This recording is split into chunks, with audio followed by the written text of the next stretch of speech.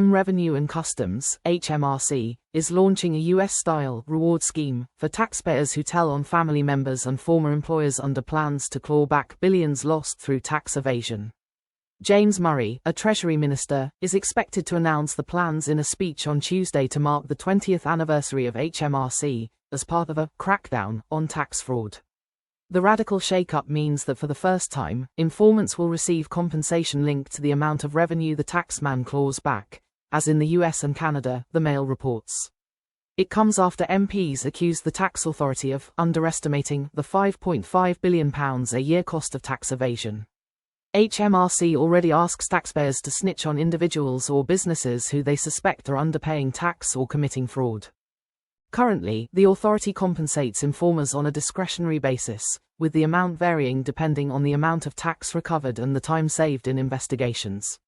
The taxman paid out nearly £978,256 to whistleblowers who provided actionable intelligence on tax fraud in 2023-2024. This was up from £508,500 the previous year, and the highest in at least 7 years. However, experts have warned that HMRC must significantly increase the amounts it pays out if it wants to close the £39.8 billion tax gap, the difference between what the revenue should collect in theory and what it is actually paid. The tax office calculates that £5.5 billion is lost to taxpayers and businesses exploiting weaknesses in the system every year, but it has admitted that this figure is uncertain.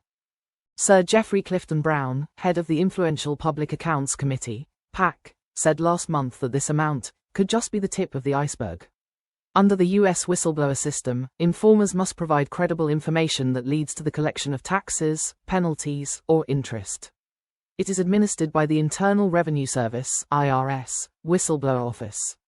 To qualify for mandatory awards, the tax dispute must exceed $2 million and relate to an individual taxpayer with a gross income of over $200,000 for at least one of the tax years in question.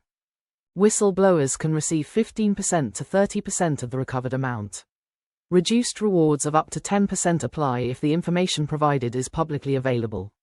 Rewards are issued only after appeals are resolved and whistleblowers remain anonymous.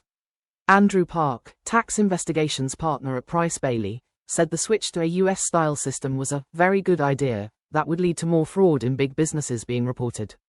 He added, at the moment HMRC doesn't have a structured program. They pay out very small amounts, paltry sums. What that means in practice is it's not much of an incentive to blow the whistle on major fraud. At present it tends to be vexatious, divorces, people falling out with neighbors. The change will inevitably lead to a huge increase in whistleblowing cases, and high-ticket cases blowing the whistle in large organizations. But it's evident that people in the US are victims of their own success. They are swamped with tip-offs. Mr. Murray said, "Everyone in Britain should play by the rules. We have zero tolerance for anyone who commits tax fraud or dodges their responsibilities. That is why we are pushing ahead with our new US-style whistleblower reward scheme and our crackdown on anyone abusing company insolvency rules.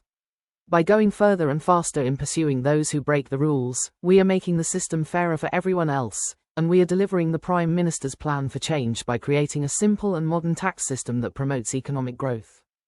In his speech, Mr. Murray is also expected to announce a tripling of the self-assessment reporting threshold for trading income from £1,000 to £3,000.